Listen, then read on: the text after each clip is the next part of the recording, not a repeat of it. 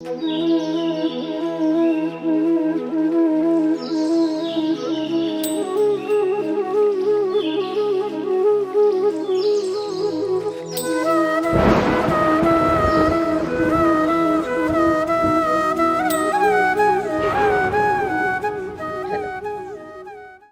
कार्तिकी वारी महामंडळाच्या सौजन्याने आयोजित ओळख संतांची ह्या कार्यक्रमाचे 104 पुष्प श्री विठ्ठलचरणी आज अर्पण होत आहे. वारी महामंडळाने मला आजच्या वक्त्यांचा परिचय करून देण्याची जबाबदारी दिली आहे. कुठल्याही कार्याची सुरुवात करताना आपण श्री गणेशाचे वंदन करतो, पूजन करतो. तर या कोरोनाच्या काळामध्ये आपल्याला सगळ्यांना या संकटातून मुक्ती देण्यासाठी आज मी गणेशाची प्रार्थना करते.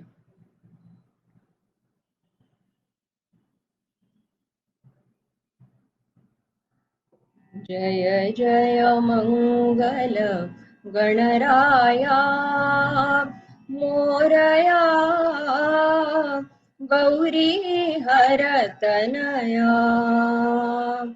जय जय मंगल गणराया मोरया गौरी हरतनया. सुखकरा सुंदर ओंकारा सुखकरा सुंदर ओंकारा उदारा करुणा वरुणालया. जय जय मंगल गणराया मोरया गौरी हरतनया. घेऊनि मोदका नैवेद्य द्यावी भवतारणा विद्या.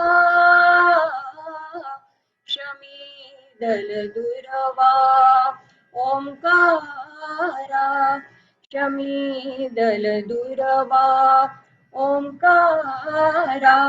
अर्पिते तव चरणी सदया. जय जय मंगल गणराया मोरया गौरी हरतनया. तर आजचे आपले वक्ते आहे नागपूरचे श्री सुरेश कृष्णराव जोगळकर.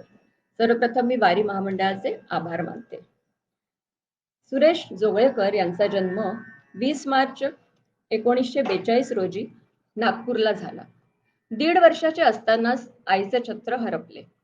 त्यानंतर ह्यांचे व ह्यांच्या भावंडांचे संगोपन नागपुरातील त्यावेळचे प्रसिद्ध परांजपे मंगल कार्यालय मोदी नंबर 2 येथे त्यांची आत्या व आतोबांनी केले. लहानपणापासून नाट्य व अभिनय क्षेत्रात रुची असल्यामुळे शालेय कॉलेज जीवनात ह्यांनी नाटकात अभिनय करत अनेक पुरस्कार मिळविले. 10वी मॅट्रिकची परीक्षा त्या काळी प्रथम श्रेणीत उत्तीर्ण केली. प्रथम श्रेणीला महत्त्व असल्यामुळे त्यांच्या जीवनाची ही मोठी उपलब्धी होती. वयाच्या 19व्या वर्षी MSCB मध्ये म्हणजे 1961 साली नोकरीला लागले. त्यानंतर भारतीय जीवन बीमा निगम म्हणजे LIC ची परीक्षा पास करून ते 1963 साली त्यात नोकरीस लागले. त्याच वर्षी नागपूरला सर्वात जुनी नाट्य संस्था सहकारी संस्था ह्याचे ते सदस्य झाले. त्या काळी नागपुरातील मातब्बर नाट्य कलावंत श्री आबाजी गोखले, श्री विष्णुपंत गोखले ह्या कलाकारांबरोबर त्यांना अभिनय करण्यास मिळाला. त्या काळी पुरुष स्त्रीची भूमिका करत असत. ह्या नाटकातून अनेक वर्षे जोगळेकरांनी भूमिका केल्या. काही वर्षे ते सहकारी नाट्य संस्थेचे सचिवही होते. कोरीव लेणी, ऑथेल्लो, एकरूप होऊ सगळे यातील त्यांच्या भूमिका खूप गाजल्या. भारतीय जीवन बीमा निगम मध्ये असताना भारतीय कामगार संघाचे ते 12 वर्षे व्हाईस प्रेसिडेंट होते. 1968 साली त्यांचा विवाह लतिका विद्वांस यांच्याशी झाला. त्यांना एक मुलगा आणि एक मुलगी म्हणजेच आपल्या सर्वांच्या लाडक्या महापौर सौ स्वाती सदानंद गोडबोले ह्या आहेत. नागपुरातील प्रसिद्ध नाट्य संस्था नाट्यवलय यात त्यांचे पदार्पण झाले. तेथे त्यांनी संगीत नाटक मानापमान, संगीत सौभद्र, संगीत संशय कल्लोळ, संगीत शारदा अशा मोठ्या नाटकातून आपल्या अभिनयाचे ठसे उमटवले. कीचक वध, मिस्टर ग्लॅड, कौंतेय इत्यादी नाटकातील त्यांच्या भूमिका नाट्य रसिकांनी अक्षरशः डोक्यावर घेतल्या. 1980 रोजी गेंडे ह्या नाटकास नुरीचे डायरेक्टर श्री मनमोहन कृष्ण हे मुख्य अतिथी म्हणून आले होते. त्यावेळी त्यांनी श्री जोगळेकरांना चित्रपटासाठी ऑफर दिली होती. 1988 साली बालगंधर्व जन्मशताब्दी महोत्सव दिल्ली येथे संगीत शारदा या नाटकाला 18 पैकी तब्बल 10 बक्षिसे मिळवून दिली. जोगळेकरांना भद्रेश्वर दीक्षित या भूमिकेसाठी उत्कृष्ट खलनायकाचा पुरस्कार मिळाला. 1990 ते 2005 पर्यंत नाट्यवलय संस्थेचे ते सचिव होते. आकाशवाणीचे एक ग्रेड कलाकार होते.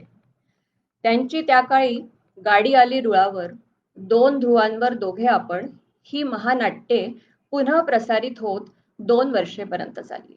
1984 साली त्यांनी प्रथम श्री गजानन विजय ग्रंथ, श्री गुरुचरित्र, श्री नवनाथ भक्तिसार यांची हस्तलिखिते तयार करून श्री नृसिंह सरस्वती महाराज कारंजा यांच्या चरणी अर्पण करून दत्त सप्ताहात कारंजाला जाऊन 12 वर्षे पारायण केले आणि दत्त जयंतीचा उत्सव आपल्या घरी केला. 1983 साली प्रथमच ते नागपूर ते श्री क्षेत्र रामटेक पायी वारीत सामील झाले. त्याचप्रमाणे आदासा, धापेवाडी, कोराडी इथल्याही पायी वाऱ्या त्यांनी नागपूरपासून केल्या आणि ते मुख्य पदावर होते ह्या वारी मंडळाच्या. 2019 पर्यंत ते अव्याहत जात असत या वारीमध्ये. गेल्या 15 वर्षापासून ते वारी प्रमुख आहेत. श्री गणपती अथर्व शीर्ष, श्री गणपती स्तोत्र, श्री रामरक्षा, श्री विष्णू सहस्त्रनाम इत्यादी हस्तलिखित स्तोत्रे लिहून जनजागृतीचे त्यांनी कार्य केले. नृसिंह सरस्वती महाराज आळंती यांची पोथी देखील त्यांनी आपल्या हस्ताक्षरात लिहून काढली. 2008 ते 2019 पर्यंत 108 वेळा श्रीराम जयराम जय जय राम हा जप लिहून जबलपूर येथील नवनिर्मित श्री राम मंदिर शास्त्री ब्रिज येथे अर्पण केली. गेल्या 20 वर्षापासून नागपुरात रविवारी 13 वेळा श्री रामरक्षा स्तोत्रेचे सामूहिक पारायण अयोध्येत राम मंदिर उभारले जाण्यासाठी संकल्पित आहे. सतत आध्यात्मिक क्षेत्रात काम करून समाजाची उन्नती करण्याचा प्रयत्न करणारे श्री सुरेश कृष्णराव जोगळेकर आज आपल्याला श्री नृसिंह सरस्वती महाराज कारंजा, जे श्री दत्तगुरूंचे अवतार मानले जातात, त्यांच्या जीवन चरित्राविषयी आणि त्यांच्या साधनेतून त्यांना आलेल्या प्रचितींबद्दल आपल्याला सांगणार आहे. मी त्यांना त्यांच्या उद्बोधनाकरता ससन्मान आमंत्रित करते. त्याआधी दत्ताचे एक पद आपल्यासमोर सादर करते. ठाई ठाई गुरुरायाची मूर्ती मला दिसते. ठाई ठाई गुरुरायाची मूर्ती मला दिसते. मंदिरात मी जाऊ कशाला, मंदिर मनी बसते. ठाई ठाई गुरुरायाची मूर्ती मला दिसते. चराचरावर माया ज्याची, ब्रह्मांडावर छाया त्याची, त्या छायेला हृदयी करता, त्या छायेला हृदयी करता कृपाच पाझरते. ठाई ठाई गुरुरायाची मूर्ती मला दिसते. मंदिरात मी जाऊ कशाला, मंदिर मनी बसते. ठाई ठाई गुरुरायाची मूर्ती मला दिसते. तर मी आता श्री सुरेश कृष्णराव जोगळेकर यांना आपले मत द्यायला इथे आमंत्रित करते. धन्यवाद. पुन्हा एकदा आभार आषाढी कार्तिकी वारी महामंडळाचे.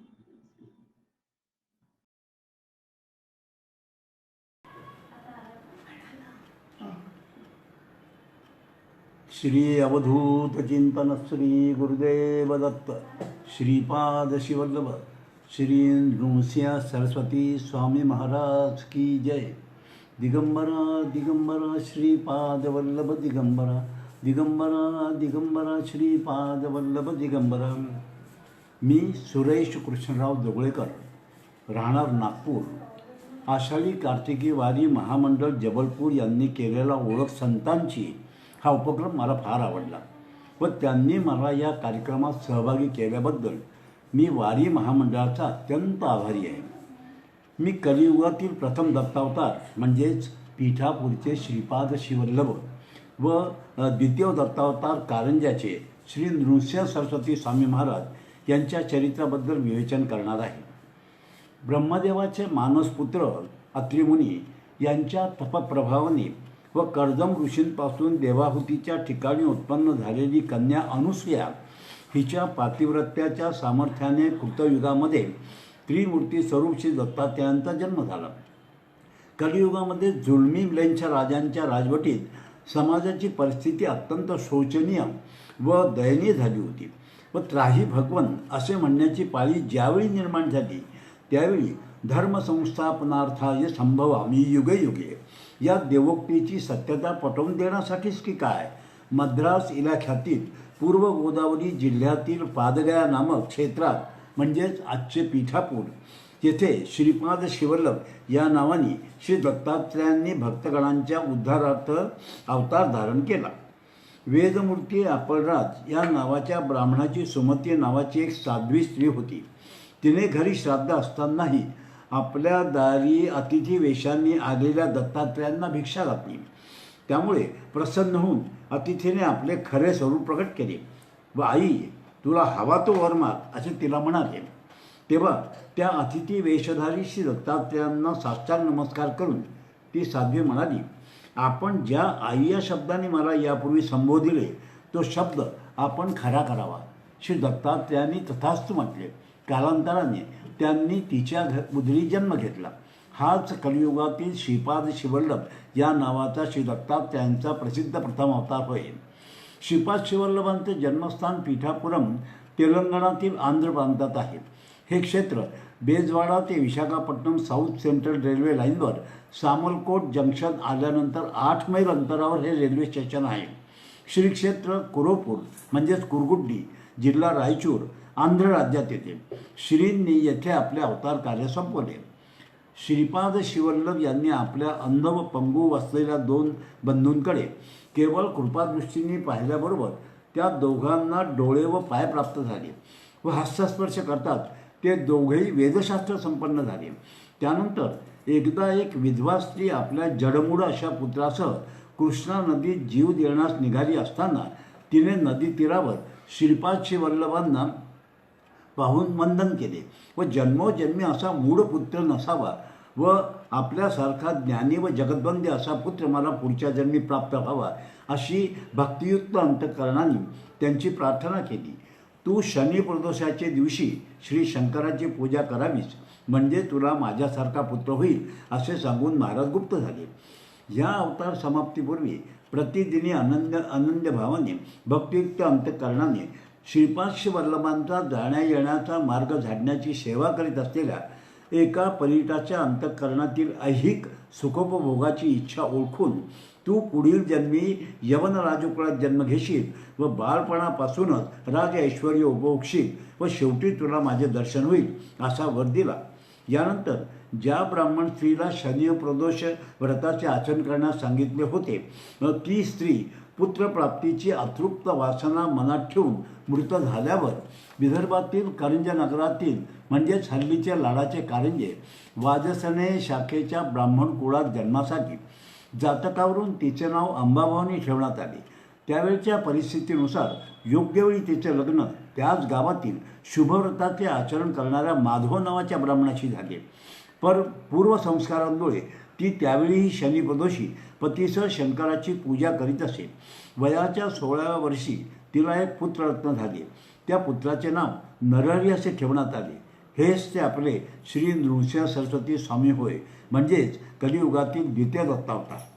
जन्माला आल्याबरोबर या बालकाच्या मुखातून ओंकाराचा उच्चार बाहेर पडू लागला. या बालकाला बालसुलभ रुदन माहीतच नव्हतं. ओंकाराचा उच्चारच तो करीत असे. बालकाच्या या अलौकिकत्वाची वार्ता सर्वत्र पसरली व त्या बालकास पाहण्याकरता अलोट गर्दी होऊ लागली. प्रतिपदेच्या चंद्रकलेप्रमाणे मुलगा हळूहळू वाढू लागला, तरी ओंकाराशिवाय तो मुखातून दुसरं एकसुद्धा अक्षर काढीत नाही. हे पाहून मुलगा मुकाय की काय अशी शंका येऊ लागली. स्वाभाविकच पुत्रप्राप्तीच्या आनंदाला ओहोटी लागून माता पित्यांचे अंतःकरण चिंतेने ग्रासले होते. त्यांची स्थिती अनुकंपनीय झाली. माता पित्यांच्या शंकाकुर व चिंताग्रस्त अंतःकरणाची जाणीव झाल्यामुळेच की काय हा बालक सुहास्य वदनाने माझ्या गळ्यात यज्ञोपवीत व कमरेला मौंजी मेखला धारण कराव्यास द्या असे खुणेने दर्शवून त्याने सूचित केले की माझे मौंजी बंधन झाल्यानंतर मी बोलू लागेन. मी मुका नाही. आपण चिंता करू नये. त्वरित आई वडिलांनी त्याची मौंज करण्याचे ठरवले.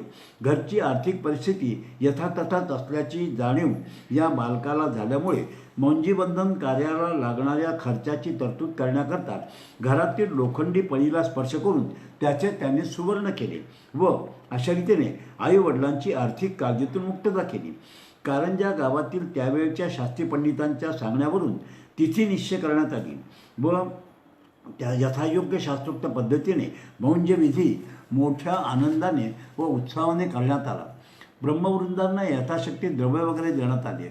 जन्मताच ओंकाराचा उच्चार करणाऱ्या अलौकिक बटूला शास्त्राप्रमाणे गायत्री मंत्राचा उपदेश करण्यात आला व तो त्याने उच्चार करून ग्रहण केला.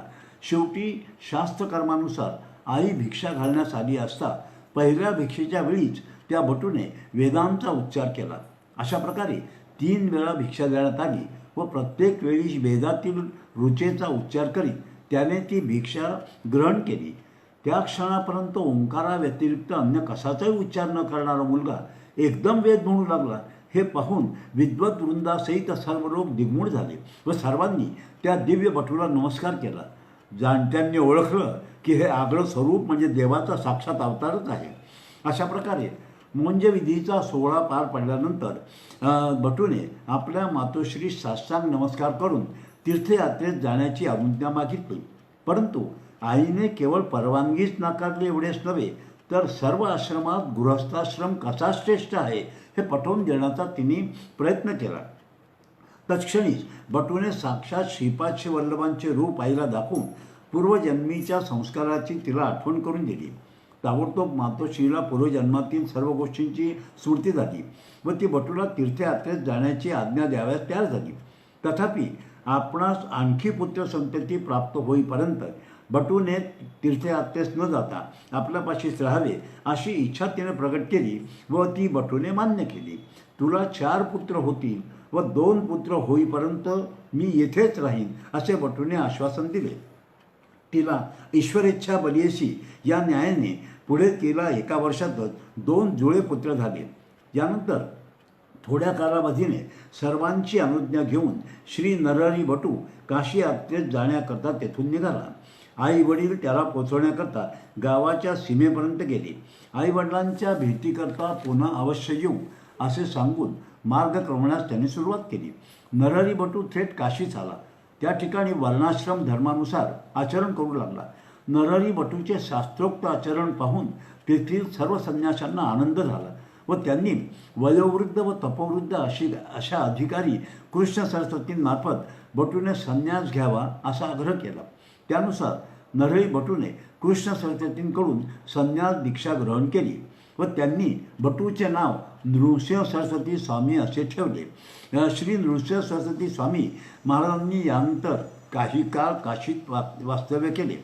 त्या ठिकाणी पुष्कळांनी त्यांचे शिष्योत्तर पत्करले. काही काळाने शिष्यांसहित महाराज उत्तरेच्या यात्रेस निघाले. या यात्रेच्या निमित्ताने 30 वर्ष पर्यटन केल्यानंतर महाराज पूर्वाश्रमीच्या मातोश्री दिलेल्या शब्दाच्या पूर्ततेकरता कारंजा येथे आले. आईवडील बंधू भगिनी यांच्या भेटी झाल्या.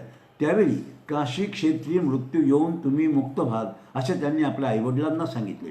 बहिणीस तुला कुष्ठरोग होईल व तुझा पती वृद्धापकाळात संन्यास दीक्षा घेईल असे सांगून तुला कुष्ठरोग झाल्यानंतर पापविनाशी तीर्थावर तुझी माझी भेट होईल असे आश्वासन दिले.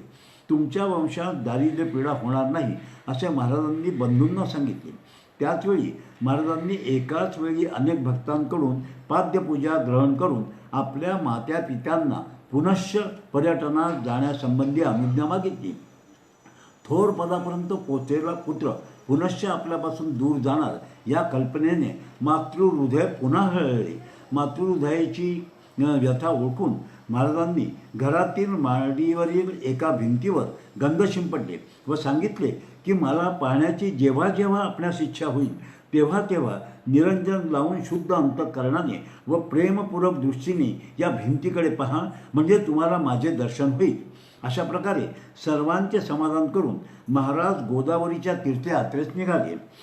मार्ग आक्रमण करीत असताना त्यांचा मुक्काम श्री क्षेत्र नागझरी येथे झाला. शिष्यांनी त्यांना गोदावरी तीरी जाण्याच्या संकल्पाची आठवण दिली. आपल्या शिष्यांकरता व भक्तजनांच्या उद्धाराकरता महाराजांनी गोदावरीलाच नागझरी क्षेत्री येण्याचे पाचारण केले व त्याप्रमाणे प्रत्यक्ष गोदावरी तेथे एका गोमुख कुंडात प्रकट झाली. यानंतर पुढील मार्ग क्रमित असता गोदावरी तीरी असलेल्या वासरगावी सायनदेवाची व महाराजांची पहिली भेट झाली. पोटछोळाच्या व्यथेमुळे जर्जर झालेला ब्राह्मण जीव देण्यात जात असताना महाराजांनी त्याला बरोबर घेतले व सायनदेवाच्या घरी आपण भिक्षा घेतेवेळी त्याला प्रथम पोटभर मिष्टान्न खाण्यास देऊन त्या ब्राह्मणाची पोटछोळाची व्यथा कायमची नाहीशी केली व त्याचप्रमाणे यवनराजापासून सायनदेवाचे रक्षण केले. त्याला पुढे गाणगापुरात आपल्या भेटीस बोलावले. येथून महाराज परळी वैजनाथ येथे गेले. तेथे मुक्काम केल्यानंतर आपल्या गुरूंवर रागावून व त्यांचा राग करून स्वतःस मुनी असे म्हणून घेणाऱ्या एका ब्राह्मण पुत्रास धौम्यमुनींच्या 3 शिष्यांची कथा सांगून त्याला गुरूंचे श्रेष्ठत्व व महात्म्य पटवून दिले. आपल्याकडून गुरुद्रोहाचे महान पाप घडल्याबद्दल त्याला अंतःकरणापासून पश्चाताप झाला आहे असे पाहून महाराजांनी त्या ब्राह्मण पुत्राचा उद्धार केला. आमचे वास्तव्य श्रीशैल पर्वतावर असेल त्यावेळी तुम्ही सर्वांनी माझ्या भेटीस यावे असे त्यांना सांगितले. यानंतर महाराज औदुंबर भिल्लवाडीस आले व तेथे त्यांनी एक चातुर्मास मुक्काम केला. भुवनेश्वरीच्या देवळात स्वतःची जीभ कापून देवीसमोर धरणे धरून बसलेल्या एका कोल्हापूरच्या ब्राह्मणास देवीने महाराजांकडे जाण्याचा आदेश दिला. देवीने अखेर आपणास एका मानवाकडेच पाठवले. असा किंतू मनात बाळगून आलेल्या त्या ब्राह्मणास त्या किंतूची जाणीव करून देऊन त्याच्यावर महाराजांनी कृपा केली.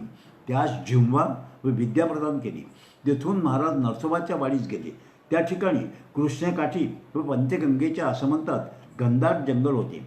त्या जंगलात रामचंद्र तपस्वी महाराजांच्या दर्शनासाठी सतत 30 वर्षापासून उग्र तपश्चर्या करीत होते. महाराजांनी त्या दर्शनेच्छू तपस्यास दर्शन देऊन त्याच्या इच्छेनुसार त्याला जिवंत समाधी दिली. ती समाधी श्रींच्या पादुकांच्या पश्चिमेस अद्यापही आहे.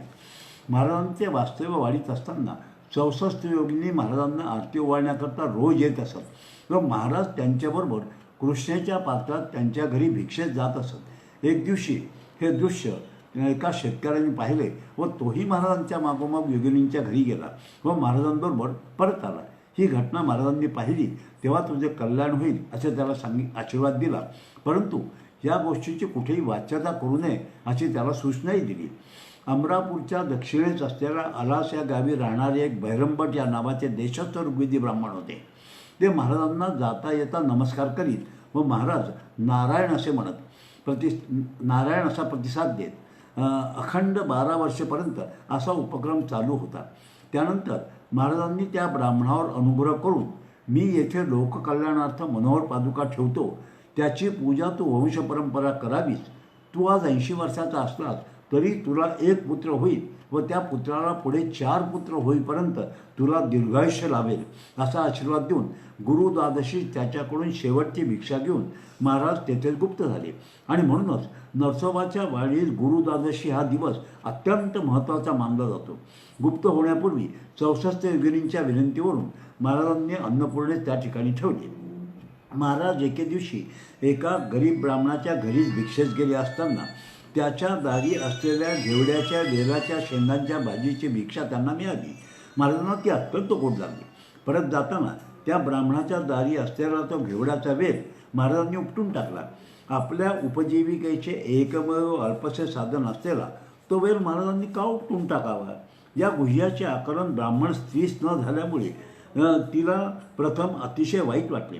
पण त्या ब्राह्मणाने आपल्या पत्नीची समजूत घातली व त्या वेलीचे शिल्लक राहिलेले मूळ खडून काढून फेकून द्यावे म्हणून त्यांनी खाण्याला सुरुवात केली. तोच तेथे त्याला एक द्रव्याचा साठा सापडला. अशा रीतीने महाराजांनी त्या ब्राह्मणाचे दारिद्र्य कायमचे दूर केले. नरसोबाच्या वाडीस गुप्त झालेले महाराज गाणगापुरात प्रकट झाले व तेथे संगमावर राहू लागले. नित्य नियमानुसार एक दिवस महाराज एका गरीब ब्राह्मणाच्या घरी भिक्षेस गेले. त्या ब्राह्मणाच्या साध्वी स्त्रीने महाराजांचे मनपूर्वक व भक्तिभावाने आदरातिथ्य करून आपला पती भिक्षेस गेला आहे, लवकरच भिक्षा घेऊन परत येईल, तरी आपण बसावे अशी महाराजांना तिने आदरपूर्वक विनंती केली. तुझ्या घरी म्हैस आहे, आम्हाला भिक्षेत दूध घाल असे महाराज तिला म्हणाले. म्हैस वांज असल्यामुळे ती दूध देत नाही असे प्रत्युत्तर येताक्षणी महाराजांनी आपल्या समक्ष दूध काढाव्यास त्या ब्राह्मण स्त्रीला आज्ञा दिली. महाराजांची आज्ञेनुसार ती स्त्री दूध काढाव्यास बसली असताना आणि आश्चर्य असे की त्या वांज बशीने 2 भांडी दूध दिले. ते धारोष्ण दूध तापवून ते तिने महाराजांना दिले. अशा प्रकारे वांजमयी दुप्ती करून महाराजांनी त्या ब्राह्मण दाम्पत्यास पुत्र पौत्र श्रेयायुक्त असे आशीर्वाद दिला. गावात राहण्यासाठी येताना वाटेत एका घरी एका ब्रह्मराक्षसाचे वास्तव्य होते. तो महाराजांचा शरण आला. महाराजांनी त्याला मुक्त करून त्या जागेवर मठ बांधून तेथे त्यांनी वास्तव्य केले. गाणगापुरात परान्न ग्रहण न करणारा एक सात्विक व गरीब ब्राह्मण होता. त्याच्या पत्नीला मिष्टान्न खाण्याची इच्छा झाली. स्वतःच्या गरीब अवस्थेची जाणीव असल्यामुळे आपल्या पतीला मिष्टान्न मिळण्याची शक्यता आहे असे वाटल्यावरून ती महाराजांकडे आली व माझ्या पतीला परान्न घेण्यास प्रवृत्त करावे असे तिने महाराजांना विनंती केली. त्याप्रमाणे महाराजांनी त्या ब्राह्मणास बोलावून पत्नीस असंतुष्ट ठेवू नकोस व तिच्या इच्छापूर्ती करता तू परान्नाचे आमंत्रण स्वीकारून भोजनात जावे असे त्याला सांगितले. त्याप्रमाणे तो ब्राह्मण पत्नीसह भोजनात गेला. ती जेव्हा बसली असताना परान्न ग्रहण दोषांचे मूर्तिमंत दृश्य महाराजांनी दाखवले. ते पाहून ती न जेवतात परत आली व तिचे मन परान्नास कायमचे विकले. या निमित्ताने महाराजांनी त्या ब्राह्मणात गृहस्थाश्रमाचा आचारधर्म विशद करून सांगितला. कुष्ठरोगाने ग्रस्त झालेला नरहरी नावाचा एक ब्राह्मण रोगाला कंटाळून महाराजांकडे आला. महाराजांनी त्याला औदुंबराचे सुकलेले लाकूड दिले व ते संगमाजवळ नदीकाठी रोपण करून त्यास नित्य पाणी घालण्यास सांगितले. ज्या दिवशी त्या सुकलेल्या काष्ठाला पालवी फुटेल त्या दिवशी तुझे कुष्ठ जाईल असे सांगितले. लोक त्याला हसू लागले, पण लोकांच्या हसण्याकडे दुर्लक्ष करून महाराजांच्या सांगण्याप्रमाणे त्यांनी आपला पाणी घालण्याचा क्रम चालूच ठेवला. 7व्या दिवशी महाराजांनी त्या शुष्क औदुंबर काष्ठावर कमंडलूतील उदक शिंपडतात त्या शुष्क काष्ठास पालवी आली व त्याच क्षणी त्या ब्राह्मणाचे कुष्ठही नाहीसे झाले व त्याचे शरीर सुवर्णकांतिमय झाले. महाराजांनी त्या ब्राह्मणाला आशीर्वाद देऊन गाणगापुरात आपल्या कुटुंबासह येऊन जाण्याची आज्ञा केली. दिवाळीच्या सणानिमित्त महाराजांनी आपल्या घरी यावे असा हेतू मनात धरून निरनिराळ्या गावी राहणारे महाराजांचे 7 थोर शिष्य गाणगापुरात आले. महाराजांनी दिवाळीच्या वेळी गाणगापुरातच राहावे असा गाणगापूरच्या भक्तांनी हट्ट धरला. तडजोड करण्यास कोणीच तयार होईना. अशा वेळी महाराजांनी सर्वांकडे जाण्याचे कबूल केले. दिवाळीच्या दिवशी 8 रुपये धारण करून महाराज सर्वांकडे गेले व गाणगापूरला देखील राहिले व अशा रीतीने सर्वांना संतुष्ट केले.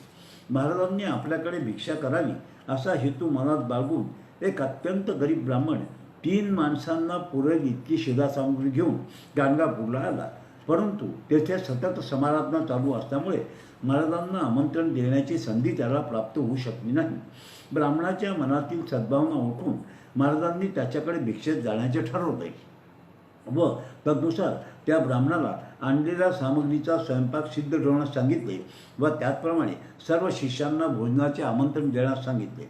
महाराजांच्या आज्ञेनुसार सर्व सिद्धता झाली असता महाराजांनी ते सर्वांना झाकून ठेवण्यास सांगितले व त्यावर कमंडलूतील पाणी शिंपडले व झाकण न काढता त्यातील अन्न वाढावे असे सांगितले. केवळ 3 माणसांना पुरेल इतक्या स्वयंपाकाने गावातील सर्व माणसे जेवून तृप्त झाली.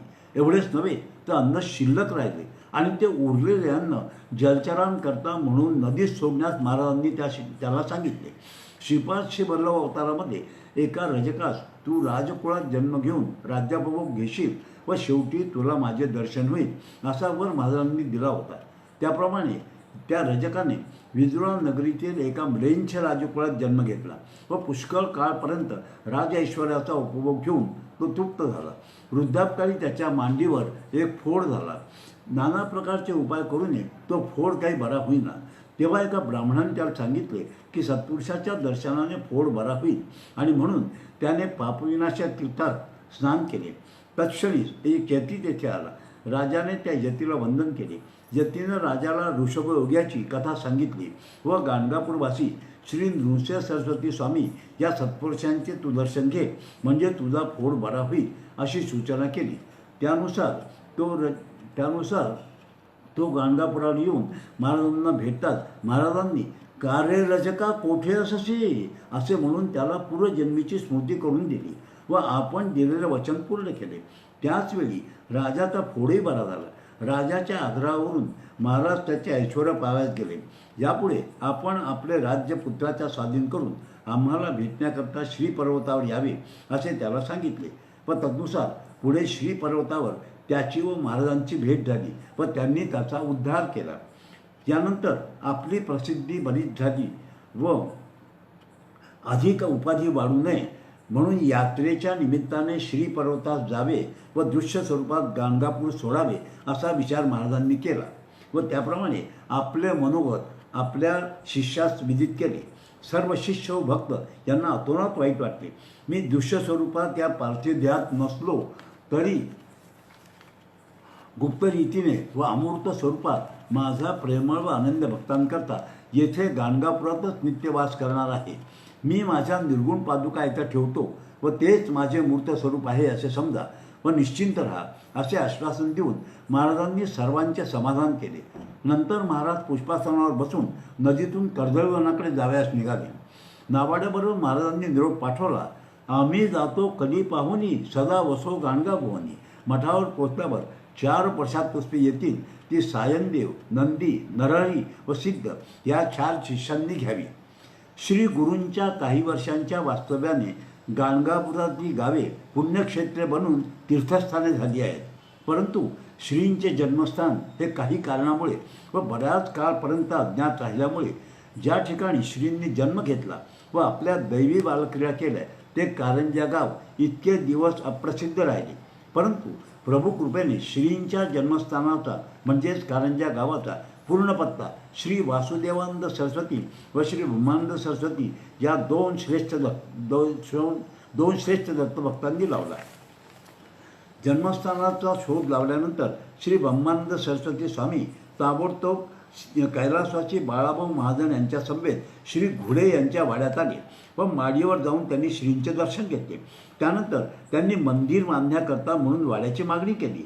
त्या ठिकाणी नृसिंह सरस्वतींची मूर्ती असलेले मंदिर बांधावे अशी मला श्रींची आज्ञा आहे असे त्यांनी सांगितले. वाड्याचे तत्कालीन मालक कैलासवासी बापूसाहेब घुडे यांनी ज्या ठिकाणी पुरातन वटवृक्ष असून श्रींचा जन्म झाला आहे ती जागा मंदिर बांधण्यासाठी देण्याचे पंचांमार्फत कबूल केले. श्री परमपूज्य वासुदेवानंद सरस्वती स्वामींनीही तेच स्थळ निश्चित केले होते. कारंजा येथे 3 डिसेंबर 1933ला ह्या दिवशी श्री दत्त जयंतीच्या सुमुहूर्तावर मंदिराच्या बांधकामाची सुरुवात झाली. मुंबईहून स्थापत्यशास्त्र निपुण श्री आचरेकर यांना बोलवण्यात आले होते. केवळ 4 महिन्यात म्हणजे चैत्र 1856 या महिन्यात मंदिराचे काम पूर्ण झाले. मंदिराकरता लागणारे दरवाजे, खिडक्या, संगमरवरी दगड इत्यादी सामान मुंबईहून आणण्यात आले होते. मंदिर बांधण्याचे काम पूर्णावस्थेला आले. त्यात श्री नृसिंह सरस्वतींची मूर्ती स्थापन करण्याची वेळ समीप आली. परंतु श्री गुरूंची प्रतिमा कशी तयार करायची हा एक मोठा प्रश्नच होता, कारण श्री गुरूंना कोणीच पाहिलं नव्हतं. श्री गुरूंची प्रतिमा तयार करण्याकरता सर्व एकमेव साधन म्हणजे श्री गुरुचरित्रात त्यांचे वर्णिलेले शब्दचित्र हेच होय. याच आधारे व सध्या आद्य श्री शंकराचार्य म्हणून प्रसिद्ध असलेल्या चित्राच्या नमुन्याप्रमाणे श्री नृसिंह सरस्वती स्वामींचे छायाचित्र काढावे असे श्री ब्रह्मानंद सरस्वती स्वामी यांनी ठरवले. ते काम त्यांचे शिष्य व भक्त श्री राबा धुरंधर, जे की मुंबई स्कूल ऑफ आर्ट्सचे मुख्याध्यापक होते, त्यांच्याकडे सोपवण्यात आले. मुंबई स्कूल ऑफ आर्ट्सचे तत्कालीन प्राचार्य श्री सालोमन साहेब यांचा व श्री ब्रह्मानंद सरस्वती स्वामी यांचा परिचय असल्यामुळे त्यांनी स्वयंस्फूर्तीने मीही एक चित्र काढतो असे स्वामींना सांगितले.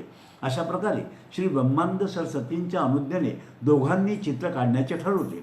एके दिवशी त्या दोघांना श्री गुरुमूर्तीचा स्वप्न साक्षात्कार होऊन मला नीट निहाळून घ्या व आपले चित्र काढा अशी आज्ञा झाली. साक्षात्काराच्या अनुभवानुसार दोघांनी स्वतंत्रपणे काढलेली आपापली चित्रे स्वामींच्या जवळ आणून दिली. आश्चर्याची गोष्ट अशी की ती दोन्ही चित्रे अगदी तंतोतंत एकसारखी एकाच नमुन्याची होती. श्रींच्या प्रत्यक्ष दर्शनाचा लाभ झालेले ते दोन्ही चित्रकार धन्य होऊन ज्यांच्या चित्रकला चातुर्याने व नैपुण्याने सर्वसाधारण जनतेला सुद्धा श्रींच्या मूर्तीच्या दर्शनाचा आधी लाभ घेता येतोय ते दोघंही धन्य होत. जयपूर येथे श्रींची संगमरवरी पाषाणाची नयन मनोहर मूर्ती तयार करून श्री ब्रह्मानंद सरस्वतींनी स्वतः आपल्याबरोबर मोटाईतून कारंजा येथे आणली.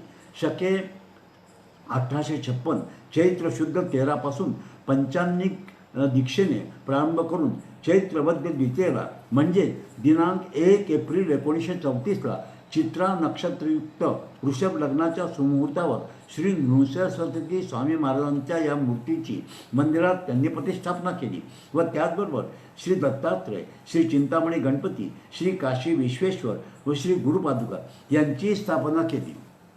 अशा रीतीने आज त्या ठिकाणी श्रींचे भव्य दिव्य असे मंदिर असून त्यात श्रींच्या मूर्तीचे व निर्गुण पादुकांची स्थापना करण्यात आली आहे.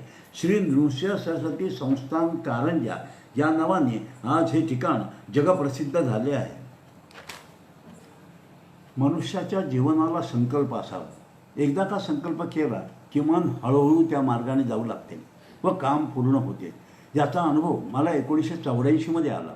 माझ्या मनात एक दिवशी रात्री झोपताना असा विचार आला की आपलं अक्षर चांगलं आहे, आपण लोकांना लिखाणात बरीच मदत करतो, पण ज्या भगवंतांनी आपल्याला असं सुंदर अक्षर दिलं आहे त्याचं आपण कधी साधं नावसुद्धा लिहिलं नाही. मग पुन्हा एक विचार मनात आला की आपण श्री गुरुचरित्र लिहून ते दत्तस्थान कारंजा येथे दत्तचरणी अर्पण करून तेथेच त्याचे पारायण करावे. पण मनात पुन्हा विचार आला की श्री गुरुचरित्र कडक आहे, काही चूक झाली तर पुण्य मिळण्याऐवजी आपल्याला पापच लागेल. पुन्हा मग एक विचार मनात आला की आपले आद्य गुरु शेगावचे श्री गजानन महाराज आहेत. प्रथम त्यांची पोथी लिहून ती शेगावला जाऊन त्यांच्या चरणी अर्पण करावी, पोथीचे पारायण करावे व गुरुचरित्र लिहून ते श्रीक्षेत्र कारंजा येथे अर्पण करून पारायण करण्याकरता त्यांचे आशीर्वाद घ्यावे व हा विचार पक्का झाला व विचार शृंखलेतून बाहेर पडून त्या रात्री मी झोपी गेलो. दुसऱ्या दिवशी सकाळी उठल्याबरोबर मी कामाला सुरुवात केली. पेपर विकत घेतले, पोथीच्या साईजचे पेपर कट करून घेतले व ऑफिसमधून आल्यानंतर देवासमोर दिवा व उदबत्ती लावून गजानन महाराजांची पोथी लिहिण्यास सुरुवात केली. रोज किती अध्याय लिहायचे याचे नियोजन केले. 1.5 महिन्यातच माझी पोथी लिहून पूर्ण झाली. दुसऱ्या दिवशी बाईंड केली व एका शनिवारी मी शेगावला जाऊन ती महाराजांच्या चरणी अर्पण केली व मी श्री गुरुचरित्राची पोथी लिहून ती कारंजा येथे दत्तचरणी अर्पण करून त्याचे पारायण करावे असा मी संकल्प केला आहे. तरी माझा संकल्प पूर्ण होण्याकरता मला आशीर्वाद द्यावा अशी मी त्यांना विनंती केली. परत आल्यानंतर श्री गुरुचरित्र लिहिण्याकरता पेपर आणून ते कट करून घेतले. श्री गुरुचरित्र लिहिण्याच्या श्री दत्तगुरूंना वंदन करून शुभारंभ केला. रोज किती अध्याय लिहायचे याचा टाईमटेबल बनवला, त्याप्रमाणे लिहिण्यास सुरुवात केली. कधीकधी माझं लिखाण संपवून मी झोपायला म्हणून जायचो व घरचे त्यावेळेस सकाळ म्हणून उठलेले असायचे. अशा रीतीने 2 महिन्यात म्हणजेच 25/9/1984 ते 15/11/1984 म्हणजेच 15 नोव्हेंबरला पोथी लिहून माझी पूर्ण झाली. डिसेंबरच्या 3ऱ्या आठवड्यात दत्त जयंतीला मराठी दत्तगुरूंच्या चरणावर अर्पण करायची होती. पोथी पूर्ण लिहून ती बाईंड केली. मला डिसेंबरच्या शेवटी कारंजाला जायचे होते. पोथीचे लिखाण पूर्ण झाल्यावर मला खूप आनंद झाला होता, कारण सर्व माझ्या मनासारखं होत होतं. आता फक्त कारंजाला जाणं बाकी होतं. पण तोपर्यंत मला हे कारंजा संस्थान कुठे आहे, तिथे जायचं कसं हे काहीच माहीत नव्हतं. म्हणून कारंजाची चौकशी सुरू केली. कोणी म्हणे अहो अकोल्यावरून जा, कोणी म्हणे अमरावतीहून जवळ पडेल तुम्हाला, कोणी म्हणे मूर्तिजापूरपर्यंत रेल्वेने जा व तिथून बसने कारंजाला जा. हे सर्व ऐकून परत माझा गोंधळ उडाला व कसं जायचं याबद्दल मला टेन्शन आलं. पण मग मी ठरवलं की प्रथम शेगावला जायचं, श्री गजानन महाराजांचं दर्शन घ्यायचं, त्यांचे आशीर्वाद घ्यायचे आणि शेगावहून कारंजा किती का दूर असे ना, परंतु शेगावहूनच कारंजाला जायचं. आता कसं जायचं हे ठरलं. पण कारंजाला महाराजांना पोथी अर्पण करून मला 7 दिवसाचं पोथीचं पारायण करायचं होतं. तेव्हा कारंजाला राहण्याची, चहा पाण्याची, एक वेळच्या जेवणाची काय व्यवस्था होईल हे जाणून घेण्याकरता मी एक पोस्टकार्ड व्यवस्थापक कारंजा यांना पाठवले. मी पत्रात विचारले की मला स्वहस्ते लिहिलेली श्री गुरुचरित्राची पोथी श्री दत्तगुरूंना अर्पण करून त्याचे पारायण करायचे आहे. तसेच श्री दत्तगुरूंच्या मी चांदीच्या पादुका बनवून घेतल्या आहेत, त्या मला तिथे सिद्ध करून घ्यायच्या आहेत. तसेच 7 दिवसाचे पारायण असल्यामुळे मला पारायणासाठी स्वतंत्र खोली मिळू शकेल का? तसेच एका वेळच्या जेवणाची सोय होऊ शकेल का? त्यावेळेस म्हणजेच 1984मध्ये तेथे श्री वसंतराव घुडे हे व्यवस्थापक म्हणून काम पाहत होते.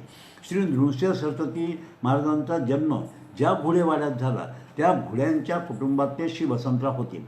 त्यांनी मला इतकं सुंदर पत्र पाठवलं की ज्यात येथे जास्त खोल्या नसल्यामुळे तुम्हाला स्वतंत्र खोली देऊ शकणार नाही, पण हॉलमध्ये इतर पारायण करणाऱ्यांबरोबर तुमची सार्वजनिक राहण्याची सोय होईल. पारायण करणाऱ्यांना सकाळी 8 वाजता व दुपारी 4 वाजता संस्थांकडून चहा मिळण्याची सोय आहे. तसेच दुपारी 12ची आरती झाल्यावर सर्व भक्तांना प्रसाद म्हणून जेवण मिळते.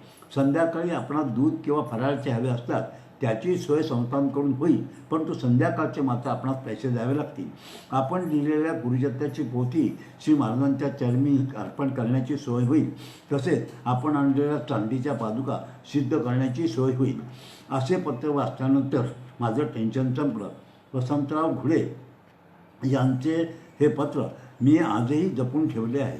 28 डिसेंबरची दत्तजयंती असल्यामुळे मी 10 दिवस आधी श्री क्षेत्र कारंजाला जाण्यास निघालो. प्रथम शेगावला गेलो.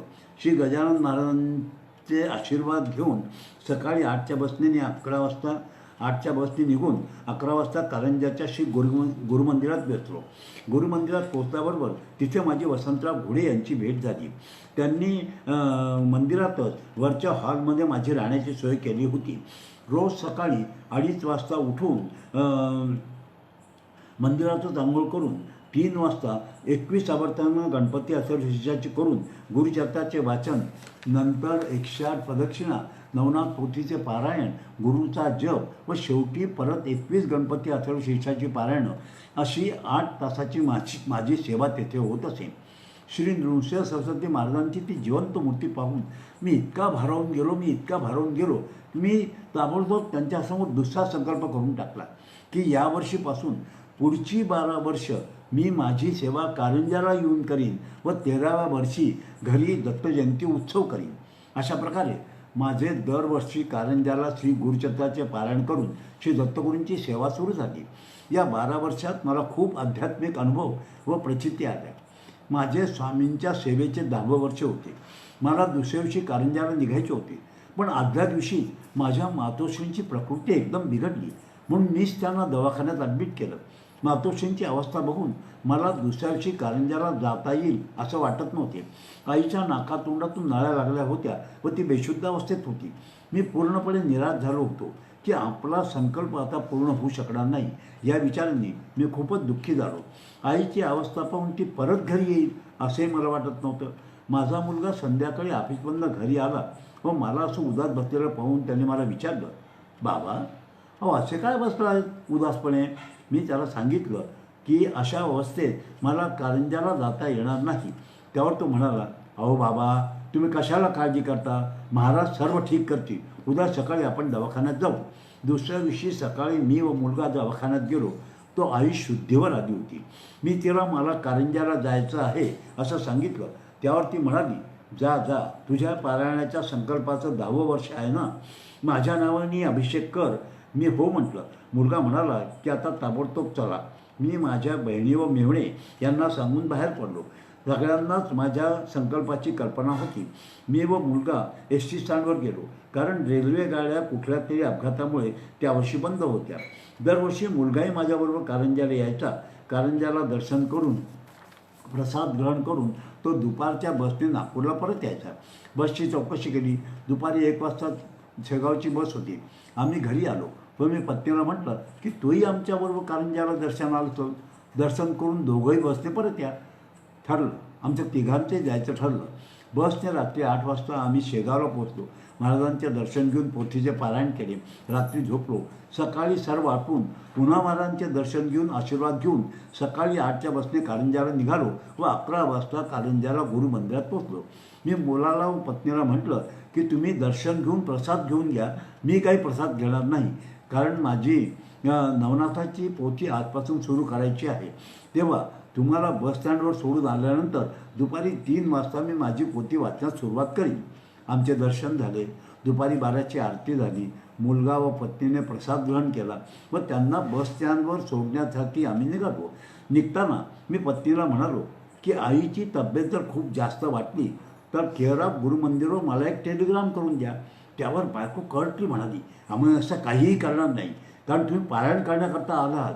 हे तिचे शब्द ऐकल्याबरोबर माझ्या अंगावर एकदम सर्वकन काटा उभा राहिला व आईची अवस्था माझ्या दृष्टीसमोर आली. पण त्यावेळेस मी काहीच बोललो नाही. आधी दोघांनाही बसस्टँडवर सोडून गुरुमंदिरात परत आलो. महाराजांच्या समोर हात जोडून उभा राहिलो व महाराजांना म्हणतो, महाराज, माझा कारंज्याला येऊन आपली सेवा करण्याचा संकल्प एक तप म्हणजे 12 वर्षांचा आहे. त्याप्रमाणे हे माझं 10वं वर्ष आहे. माझ्यावर आलेलं संकट आपण जाणतात.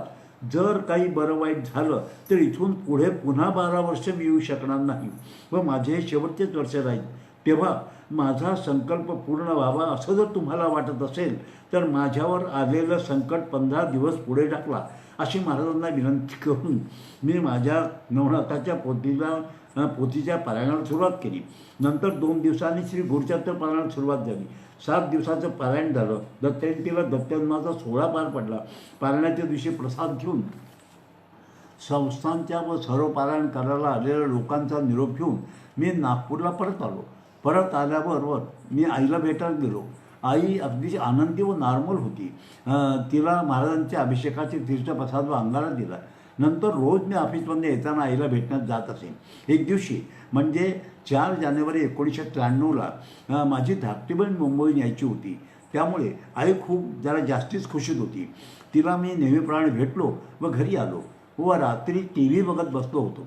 रात्रीचे 12 वाजल्यानंतर माझे मेहुणे आले व त्यांनी दारात उभं राहून मला म्हणाले, सुरेशराव, आई गेली. त्यांनी असं म्हटल्याबरोबर मला धक्काच बसला व मी दिवस मोजले.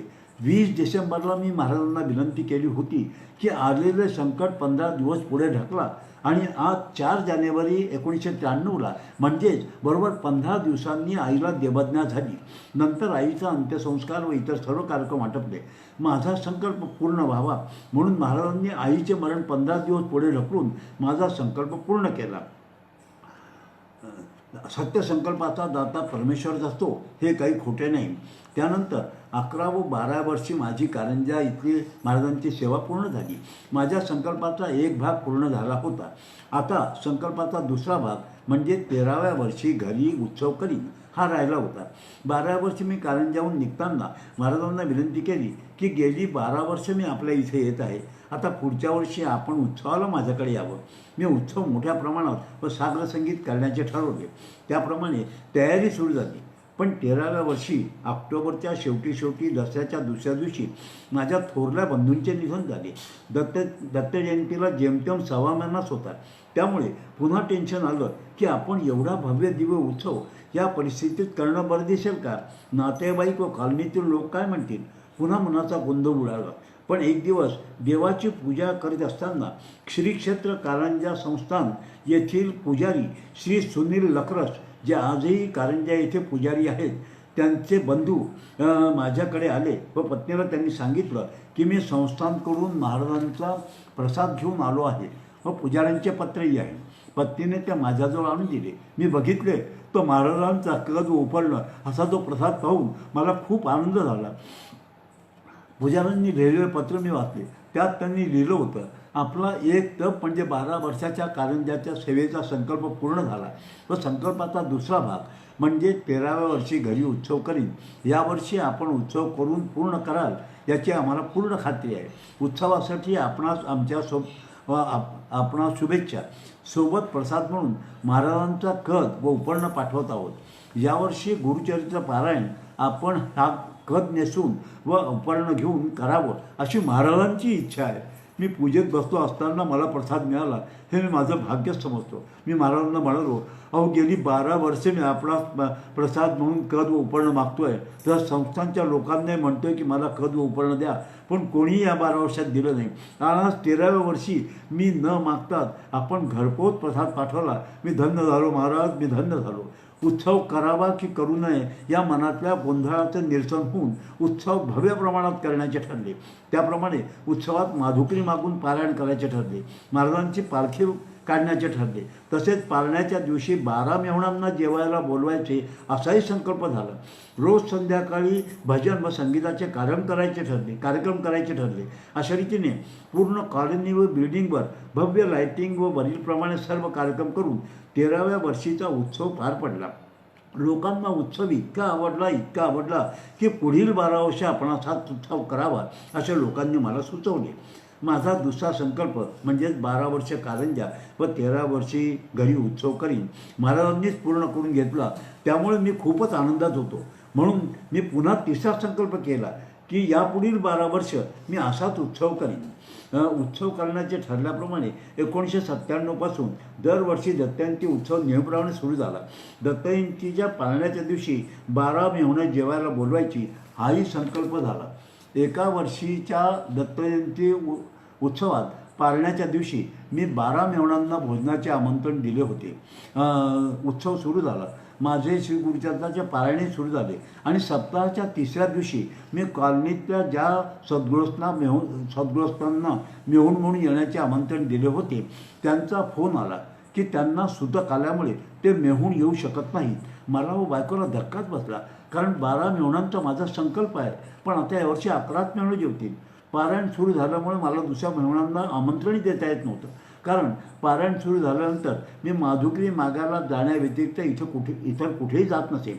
शेवटी विचार केला की आता जशी महाराजांची इच्छा असेल तसंच घडेल.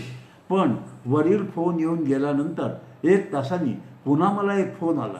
हा फोन माझ्या ऑफिसमध्ये, माझ्या डिपार्टमेंटमध्ये माझ्याबरोबर काम करणाऱ्या मुलीचा होता. ती म्हणाली, जोगळेकर साहेब, माझं मेहून येण्याचं जमताय तर येऊ का? मला खूप आनंद झाला. मग तिला ये म्हणून सांगितलं. माझ्या डिपार्टमेंटमध्ये माझ्याबरोबर 2 मुली कामं करत होत्या. त्यातली एक मुलगी आदल्या वर्षी मेहूण म्हणून आली होती. म्हणून यावर्षी दुसरीला मी विचारलं होतं की 12 मेहुणात तुझं मेहूण म्हणून येणं जमेल का? पण त्यावर ती मला म्हणाली होती की 12 मेहुणात माझं मेहूण म्हणून येणं जमणार नाही, पण माझं जर जमलं तर मी तुम्हाला अवश्य फोन करीन. माझं तिच्याशी झालेलं संभाषण मी फार विसरून गेलो होतो. दरवर्षी नवीन 12 मेहुणं जेवायला बोलवायचा माझा हाही संकल्प महाराजांनीच पूर्ण केला. उत्सवात दरवर्षी नवीन 12 मेहुणं असत. एकही मेहूण दुसऱ्यांदा रिपीट झालं नाही. लोक विचारत की मेहुणं 12च का? तर त्याचं कारण असं की मी कारंजाला 12 वर्ष जात होतो, तेव्हा दरवर्षी सेवा करून आल्यानंतर मी घरी काहीच करत नव्हतो. कारंजाला पाळण्याच्या दिवशी मी अन्नदानाचे पैसे देत असे, तसेच सत्यनारायणाची पूजा करत असे, तसेच दत्तजयंतीला लघुरुद्र करीत असे. म्हणून घरी आल्यानंतर मी काहीच करत नव्हतो. म्हणून कारंजाच्या 12 वर्षांची 12 मेहुणं अशी मी 12 मेहुणं जेवायला घालत असे. तसेच संध्याकाळी तीर्थप्रसादाला म्हणजे जेवणाला 150 ते 200 लोक येत असत. अशा प्रकारे वर्षामागून वर्ष मी दत्तजयंतीचा उत्सव भव्य प्रमाणात साजरा करीत होतो. असं करता करता 2007 वर्ष उगवलं व उत्सवाचं हे 12वं वर्ष आहे असं समजून मी तो खूप मोठ्या प्रमाणात साजरा करण्यास ठरवलं. पण नेहमीप्रमाणे एक संकट पुन्हा उभं राहिलं.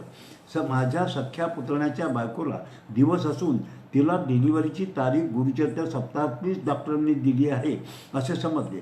माझे शेवटचे वर्ष होते, त्यामुळे वृद्धी आली तर आपला संकल्प पूर्ण होणार नाही या भीतीने परत कारंजाला पत्नीसह गेलो व महाराजांना माझी अडचण सांगून त्यांना विनंती केली की कारंजाच्या धाब्यावरची आपण माझ्या आईचे मरण पुढे ढकलून माझा संकल्प पूर्ण केला होता, तसंच आता येणाऱ्या बालकाचा जन्म 15 दिवस पुढे ढकलून माझा हाही संकल्प पूर्ण करावा. आणि मला पूर्ण खात्री होती की महाराज कसेही करून माझा हा संकल्प पूर्ण करतील. संकल्पपूर्ती वर्ष अशी बॅनर्स बनवून गेटवर लावली. 12वे व अंतिम वर्ष असल्यामुळे भव्य डेकोरेशन लाइटिंग केले. पालखी सजवून तयार ठेवली. उत्सव सुरू झाला. पहिल्या दिवशी जे गुरुचरित्राचे पारायण झाले. माधुकरी मागून सोहळ्यात स्वयंपाक होऊन जेवण झाले. दिवसभर महाराजांची पद ऐकली. संध्याकाळी नेवराणे भजनाचा कार्यक्रम व संगीताचा कार्यक्रम झाला. दुसऱ्या दिवशीचे पारायण झाले. माधुकरी झाली. जेवण झाले व फोन आला की पुतण्याला मुलगा झाला. आम्हाला धक्काच बसला, कारण आम्हाला वृद्धी आली होती व वृद्धी आल्यावर देवाजवळ जाताही येत नाही व देवाला शिवताही येत नाही. मागच्या 5 वर्षापासून माझा मुलगाही श्री गुरुचरित्राचे पारायण करत होता. त्यामुळे प्रत्येकीच्या उत्सवात आमच्याकडे गुरुचरित्राची 2 पारायणं होत होती. यावर्षी आमच्या दोघांची पारायणं चालू होती, पण वृद्धी आल्यामुळे आम्हाला आता काहीच करता येत नव्हते. कॉलनीतले व इतर लोक म्हणू लागले, अहो वृद्धी काही वाईट नसते, अहो तुमच्याकडे साक्षात श्री दत्तगुरू जन्माला आले, तरी तुम्ही नेहमीसारखा तुमचा उत्सव पूर्ण करा. मी सर्वांना सांगितलं की वृद्धी आल्यामुळे आम्हाला देवाजवळ जाताही येत नाही व देवाला शिवताही येत नाही. पण सर्व लोक म्हणाले की आम्हाला सांगतात, आम्ही काय करायचे ते, आम्ही सगळी मदत करू तुम्हाला. त्यांना म्हटलं की मला व मुलाला उद्यापासून पोथी वाचता येणार नाही, कारण गुरुचरित्राची पोथी ही एकच पोथी अशी आहे की ही अर्धवट सोडता येत नाही, तर दुसऱ्या कोणाकडून वाचून पूर्ण करावी लागते. यावर माझे शेजारी व मुलाचे सासरे यांनी आमच्या पोथ्या वाचून पूर्ण करण्याची जबाबदारी स्वीकारली व त्याप्रमाणे त्यांनी साग्र संगीत वाचून पूर्ण केली. दत्तजयंतीला दत्तजन्माला कॉलनीतले व बाहेरचे असे 100 स्त्री पुरुष हजर होते व दत्तजन्म भव्य प्रमाणात साजरा झाला. जन्मानंतर स्त्रियांनी दत्ताचा पाळणाही गायला. संध्याकाळी कॉलनीतल्या व इतर लोकांनी औदुंबराखाली दत्ताची महाआरती केली. वृद्धी संपल्यानंतर मी मेहुणं जेवायला घातली, पण सारखं वाटू लागलं की आपलं काय चुकलं की 12व्या वर्षी अशी अडचण आली आपल्याला. म्हणून परत 2008च्या फेब्रुवारी महिन्यात महाराजांचा शैलगमन उत्सव असतो, त्यावेळेस मी माझा उत्सव तेवढ्याच भव्यपणे पुन्हा साजरा केला व शेवटले वर्ष म्हणून 9व्या दिवशी औदुंबराखाली दत्तयाग केला व 12 वैदिक ब्राह्मणांना भोजन देऊन माझा उत्सव पूर्ण केला. अशा प्रकारे सगळे कार्यक्रम पूर्ण झाले. मी सर्व घडामोडींचा विचार करत असताना माझ्या नजरेसमोर सुरुवातीपासूनच्या एक घटना येऊ लागल्या. कारण 1984 ते 1995 अशी माझी कारंजा सेवा पूर्ण होऊन माझ्या संकल्पाचा एक भाग पूर्ण झाला व दुसरा भाग म्हणजे 13व्या वर्षीचा उत्सव हा 1996मध्ये पूर्ण झाला. म्हणजे 12 वर्ष उत्सव करीन हा माझा तिसरा संकल्प 1997पासून सुरू झाला. याप्रमाणे 2007चा माझा दत्तजयंती उत्सव हा 11 वर्षीचा होता. म्हणजे 2007 हे माझ्या उत्सवाचे 12 वर्ष नव्हते. माझ्या वर्षमोजण्याच्या चुकीमुळे व विस्मृतीमुळे मी 2007 हे 12 वर्ष समजलो. समजा जर 2007 जे की मी 12 वर्ष समजलो चा उत्सव वृद्धी न येता जर पूर्ण झाला असता, तर मी 2008 साली पुन्हा उत्सव केला नसता व माझा 12 वर्ष उत्सव करीन संकल्प पूर्णच झाला नसता. मग माझ्या लक्षात आलं की 2007 सालच्या उत्सवात सगळेच कार्यक्रम म्हणजे श्री गुरुचरित्र पारायण, दत्तजन्म सोहळा, औदुंबराखालीची दत्ताची महाआरती, वृद्धी संपल्यानंतर मेहुणांचं जेवण असे सगळेच कार्यक्रम होऊन माझा 11व्या वर्षीचा उत्सव पूर्ण झाला व 2008 साली माझा 12व्या वर्षीचा उत्सव पूर्ण होऊन माझा तिसराही संकल्प महाराजांनी पूर्ण करून घेतला. म्हणजे श्री महाराजांनी कारंजाचा संकल्प आईचा मृत्यू 15 दिवस पुढे ढकलून पूर्ण केला व 12 वर्ष उत्सवाचा संकल्प त्यांनी मला वृद्धी देऊन पूर्ण केला. यावरून मला एक समजलं की कोणताही संकल्प मनापासून व श्रद्धेने केला तर तो पूर्ण करण्याची जबाबदारी भगवंताची असते व तो ती पूर्ण करतोच. दत्त उपासनेचे विवेचन थोडंसं लांबलं, त्याबद्दल क्षमस्व. पुन्हा एकदा आषाढी कार्तिकी वारी महामंडळ यांनी मला या कार्यक्रमात सहभागी केल्याबद्दल मी त्यांचा आभारी आहे. इथेच मी माझे विवेचन संपवतो. अवधूत चिंतन श्री गुरुदेव दत्त. श्रीपाद शिवल्लभ श्री नृसिंह सरस्वती स्वामी महाराज की जय। दिगंबरा दिगंबरा श्रीपाद वल्लभ दिगंबरा। धन्यवाद।